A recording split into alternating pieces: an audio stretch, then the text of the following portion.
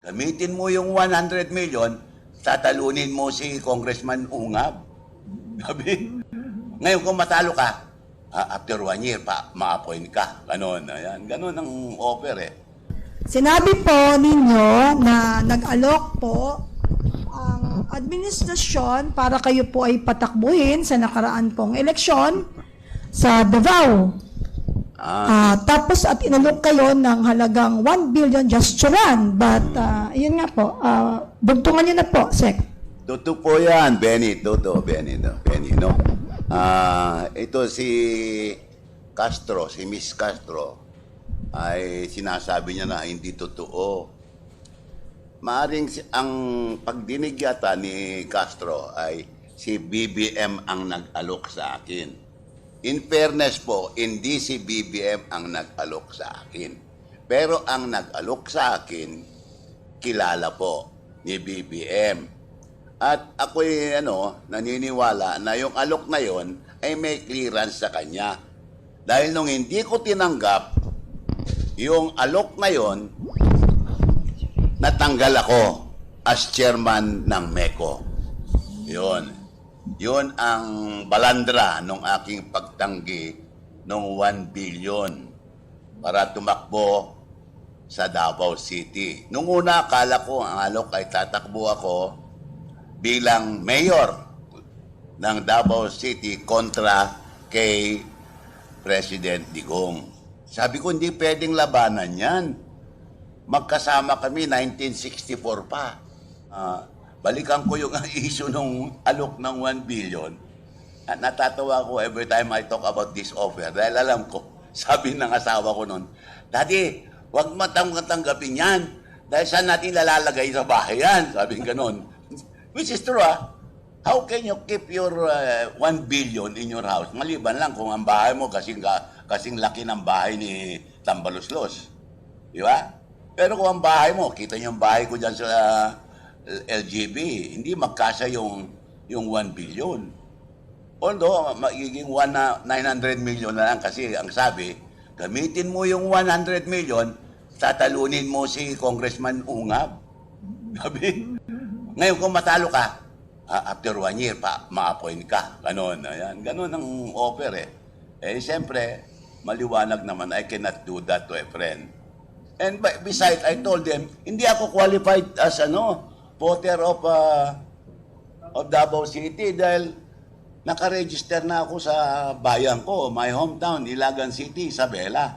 Sabi na, hindi, pwede ka bang magpa-transfer? Kasi at the time that was offered, that was, I think, early June of 2024. Kaya nung hindi na ako tumakbo, September 30, 2024, etya pwede. Yan. Ayun, natanggal na ako. Pero, sabi ko nga, ano lang naman yung pwesto as chairman ng MECO. Unang-una, hindi ko hiningi yan. Nabigla na nga lang ako Nung after nanalo sila, in-announce sila, ako ang unang tinanggal. Nung panalo ni BBM as president, in-announce agad na ang Secretary of Labor ay papalitan ni so-and-so. Pero, sinabi naman, Secretary Bello will be appointed as chairman of MECO. Ang alam niyo bang MECO? MECO is Manila Economic and Cultural Office. That is not a government office. That is a private corporation. That is why I was not appointed by BBM. Ang nag-appoint sa akin ay ang board, the board of MECO. Although, yung appointment ko by MECO was the result of a desire letter issued by BBM to the chairman, the incumbent chairman of MECO and the members of the board. Sabi niya, it is my desire that you elect Sylvester H. Bello III as chairman of the board of the Manila Economic and Cultural Office. Yun ang nangyari dyan. So, yun, definitely, it was not, totoo yan, it was not BBM who offered, but he knew about the offer. And I think the offer was cleared with him. Otherwise, tinanggihan ko yung offer na yun, hindi dapat ako tinanggal sa Meko, hindi ba? Pero sa akin yun, that's nothing eh. Ilan na bang presidente pinaglingkuran ko?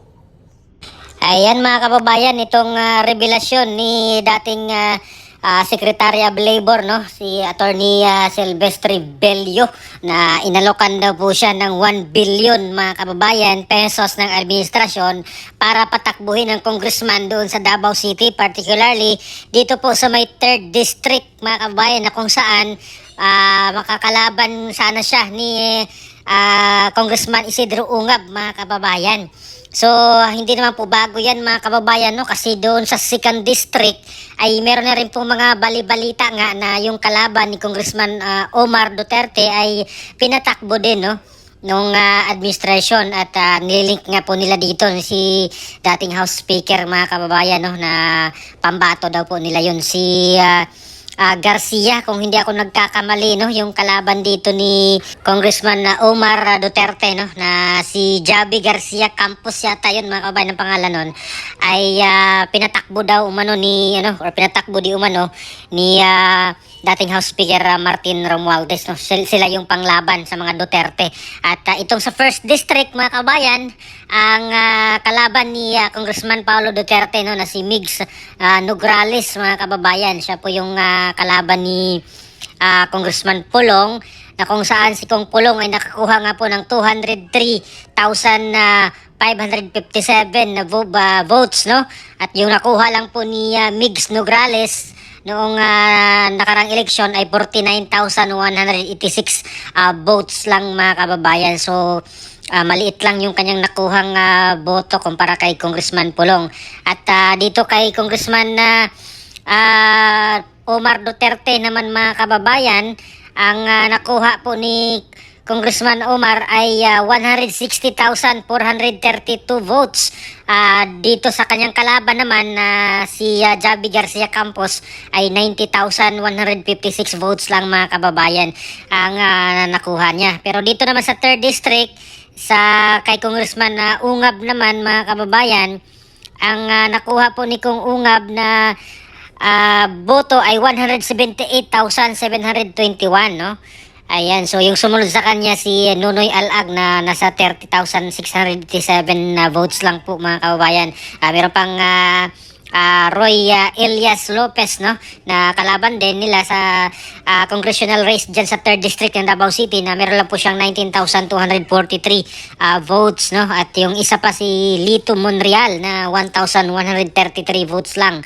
At yung panglimang kalaban nila ay si Dindo Plaza na meron lang pong 612 votes mga kababayan. So panalo pa rin si Congressman Isidro Sid Ungab, no, dyan sa 3rd District ng Davao City. So kung natuloy, kung kumagat itong si dating Secretary Silvestre Bello, ay kalaban niya itong si Congressman Ungab na nakakuha ng 178,721 votes mga kababayan. At tinanggihan nga ni Secretary Bello, no, kasi unang-una hindi niya kayang traidorin itong mga Duterte, no, kasi imagine 1964 pa pala sila magkakilala ni dating Pangulong Duterte, no. Kung hindi ako nagkakamali ay magkasama sila dyan sa may YMCA nung kanilang boarding house dati, no, kasi sa San Beda po sila nag-aaral nga ng law, no. So classmate o di ko alam kung classmate sila or magka-batch or basta close sila mga kabayan. Magkakailala na po sila ito ni dating Pangulong Duterte, kasama sila Executive Secretary Salvador Mijaldea, sila dating DOJ Secretary Aguirre, no. Magkaklase ata to sila sa San Beda nung panahon na iyon. At ito si Secretary Bello mga kababayan. Kaya magkakaibigan po sila at hindi niya kayang traidorin. At kahit napakalaki yung alok sa kanya na 1 billion mga kababayan para tumakbo lang siya doon sa pangtapat, no, sa mga panglaban ng mga Duterte rin doon sa Davao City, pero hindi naman po siya or hindi niya tinanggap, no. At talagang mapapahiya lang po siya talaga kung tinanggap niya, kasi tingnan mo naman yung nangyari ng mga pinatakbo ng administration. Yung mga kumakalaban doon sa mga Duterte ay talo naman sila mga kababayan, no? Kahit yung mayor na kalaban mismo ni dating Pangulong Duterte na si Carlo Nograles ay talo rin naman mga kababayan, no? Panalo pa rin si dating Pangulong Duterte doon sa Davao City. At meron nga pong balita mga kababayan na lumabas sa One TV Philippines no, na ang Davao City ang top 1 biggest ayuda budget under ng AIX mga kababayan, no? At talaga namang binuhusan talaga nila ng budget dyan sa Davao City para matalo itong mga Duterte, no? Pero nagkakamali po sila dahil panalo pa rin ang mga Duterte mga kababayan, no? At imagine mo, sabi ni BP Sara na hindi pala uso yung vote buying dyan sa Davao City, no? Unlike sa mga ibang lugar sa Pilipinas na talagang merong mga gapangan, may mga pasubre, no? Yung mga politiko pang bili, no? Or binibili talaga nila yung mga boto nila sa iba't ibang lugar sa Pilipinas. Pero sa Davao City pala ay hindi pala uso yan mga kababayan. Kaya yun po yung sabi ni Bibi Sara. Kaya itong mga taga Davao ay hindi talaga sila mabibili, no? Tinatanggap nila yung mga ayuda na pinamigay sa kanila, yung mga AIX nung bago mag-eleksyon, no? Talagang bumaha talaga ng husto yung mga ayuda dyan sa Davao City. Pero at the end, si Pangulong Duterte pa rin at ang mga Duterte yung kanilang binoto, no, dyan sa Davao City, sa mayor, vice mayor, mga konsihal at pati rin sa mga congressman mga kababayan, no, sa lahat ng distrito dyan, 3 districts ng Davao City. Ayan. At para po sa aking opinion dito mga kababayan, no, itong ginagawa ng administration, although hindi naman po sinabi naman ni Secretary Bello na hindi naman direkta si BBM ang nagsabi sa kanya, no. Yung friend lang niya na konektado dito kay PBBM ang nagsabi sa kanya na tumakbo kang congressman sa 3rd district at bibigyan ka ng 1 billion, no. So itong mga ganitong galawan ay galawang desperado mga kababayan, no, na lagyan mo ng kalaban itong kalaban mo rin. At meron nga pong kasabihan na the enemy of my enemy is my friend. So ganito na po yung nangyayari mga kababayan, no. Tanim kalaban na rin. Syempre ganito naman ang politika. Hindi po maiwasan yan. Ganun na po ang kultura dito sa ating Pilipinas, no, sa mga usaping politika talaga na pag hindi mo ka-close yung nakaupo dyan ay lalagyan mo ng kalaban na close mo para in the end or sa huli ay magkakasama kayo. Parang ganun yun mga kababayan, no? Although wala pong permanenteng kaibigan sa politika, no? Natural na po yan or yan po yung realidad na walang true friend sa politika kasi magtatrayduran yan. Ngayon magkakampi kayo, bukas magkakaaway na, mga ganyan. Kahit nga po pamilya ay magkakaaway dahil sa politika, no. Anak laban sa father, mga ganyan, or sa mother, mga ganyan. Cousin versus cousin, kapatid versus kapatid, mga ganyan mga kababayan sa politika. Kaya nagpapatayan pa yung iba dyan mga kababayan, no, dahil lang po sa politika. So, ganun po kagulo ang Pilipinas sa usaping politika talaga mga kababayan, no? So, ano po masasabi nyo dito mga kababayan sa revelasyon ni Secretary o dating Secretary Bebot Bello, no? Dito sa pag-alok sa kanya na bibigyan daw po siya ng 1 billion, no? Kung tatakbo siyang congressman dito sa 3rd district ng Davao City kalaban kay Congressman Isidro Ongab. So, please comment down below. Maraming salamat. God bless po sa ating lahat.